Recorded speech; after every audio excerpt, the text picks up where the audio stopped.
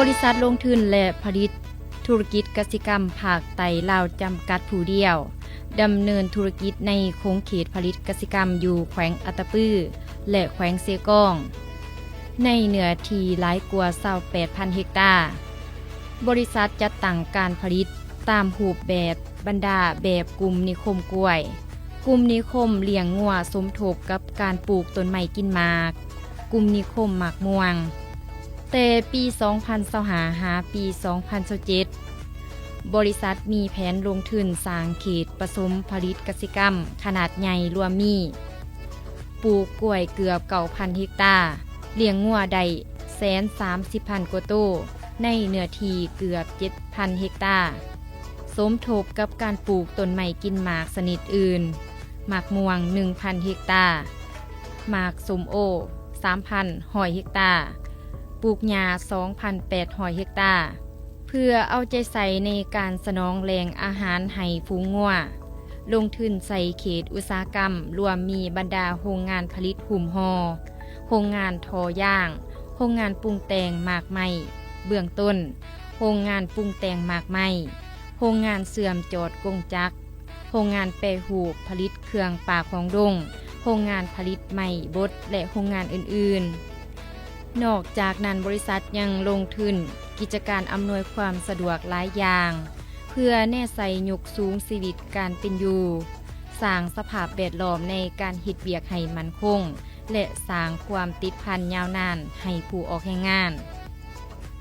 สวัสดิการสำหรับกรรมกรใส่เซ็นสัญญาแรงงานอย่างเป็นทางการหอยส่วนหอยถ้าได้ประเมินผ่านความต้องการภายหลังเฮียนเบียก2 เดือนประเภทสัญญาแรงงานแม่นได้เส้นตามขั้นตอนดังนี้ 1. เส้นสัญญาแรงงานครั้งที่ 1สัญญาแรงงานกำหนดเวลา12 เดือน 2. เส้นสัญญาแรงงานครั้งที่ 2สัญญาแรงงานกำหนดเวลา24 เดือน 3. เส้นสัญญาแรงงานครั้งที่ 3สัญญาแรงงานบ่กำหนดเวลาพันธะของผู้ออกแรงงานเวลาเส้นสัญญาแรงงาน 1. ปฏิบัติให้ครบถ้วนบรรดาเนื้อในที่ได้ปฏิญาณในสัญญาปฏิบัติตามการมอบหมายของผู้สีนำและผู้คุ้มครองปฏิบัติบรรดาข้อกำหนดเกี่ยวกับการบริหารการผลิตธุรกิจระเบียบแรงงานและข้อกำหนดรวมของบริษัทเสียอากรรายได้ส่วนบุคคลถ้ามีจ่ายเงินสมทบประกันสังคมบำนาญตามข้อกำหนดนำใส่และรักษาทรัพย์สินเครื่องมือเวียกที่ได้มอบให้ถูกตามจุดประสงค์หลีกเลี่ยงความเสียหายและเปเพ ปฏิบัติบรรดามาตรการความปลอดภัยอนามัยแรงงานรับประกันสุขภาพตัวเองและเพื่อนร่วมงานรักษาข้อมูลความลับตามข้อกำหนดของบริษัทห้ามหลอกเลียนแบบเปิดเผยข้อมูลภายในออกนอกถ้ายังบ่ได้รับอนุญาตเป็นลายลักษณ์อักษร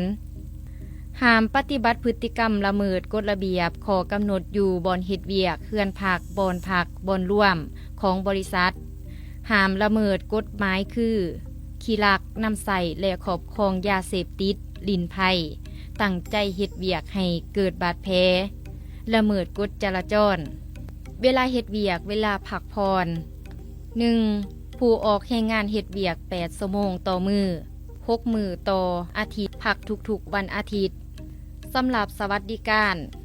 พักประจำปีและบุญประเพณีบุญปีใหม่นำใส่ตามข้อกำหนดกฎหมายแรงงานของสาธารณรัฐประชาธิปไตยประชาชนลาวเกี่ยวกับเงินเดือนโบนัสและเงินอุดหนุน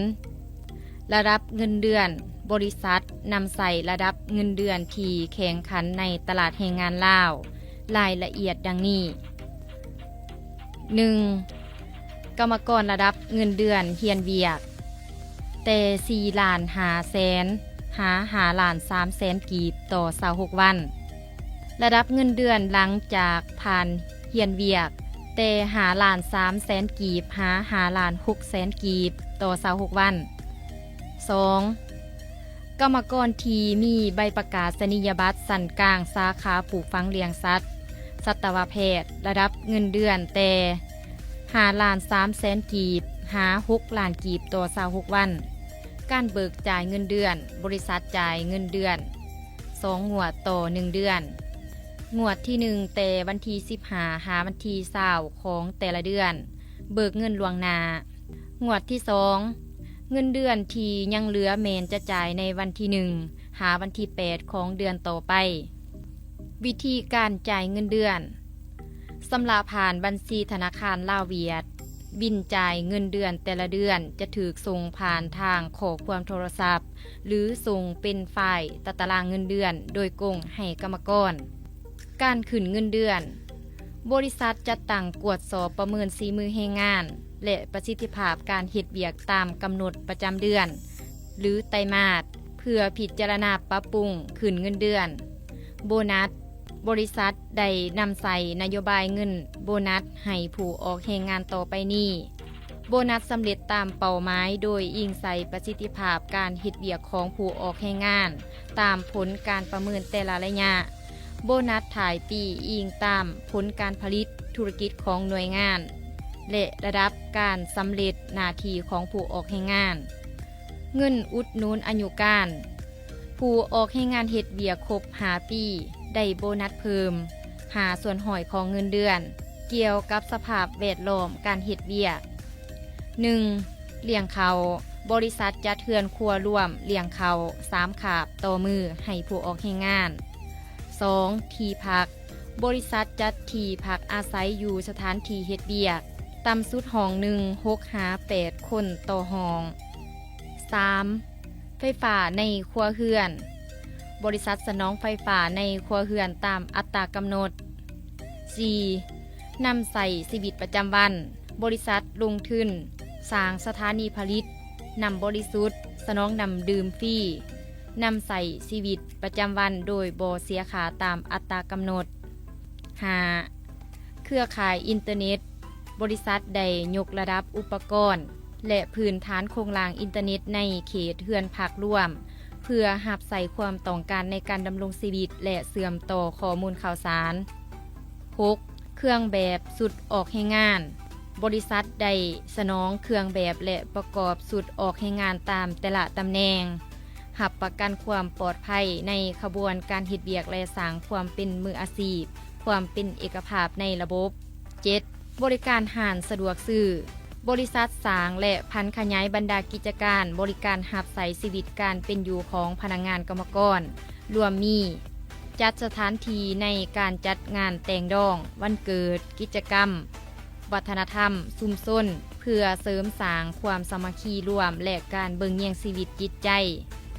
8. ลงทุนใส่ระบบห้านสะดวกซื้อสนองสินค้าที่จำเป็นเสบียงอาหารเพื่อรับใส่ความต้องการประจำวันจัดตั้งห้องเรียนอนุบาลให้ลูกหลานกรรมกรอยู่บรรดากลุ่มนิคม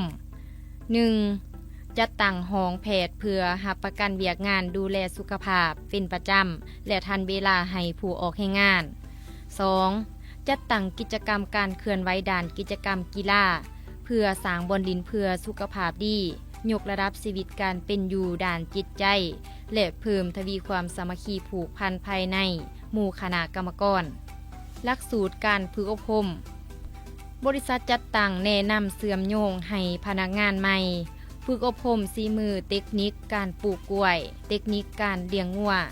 และฝึกอบรมความปลอดภัยด้านสุขอนามัยแรงงานและป้องกันอัคคีไฟให้กรรมกรทุกคนที่กำลังเฮ็ดเวียก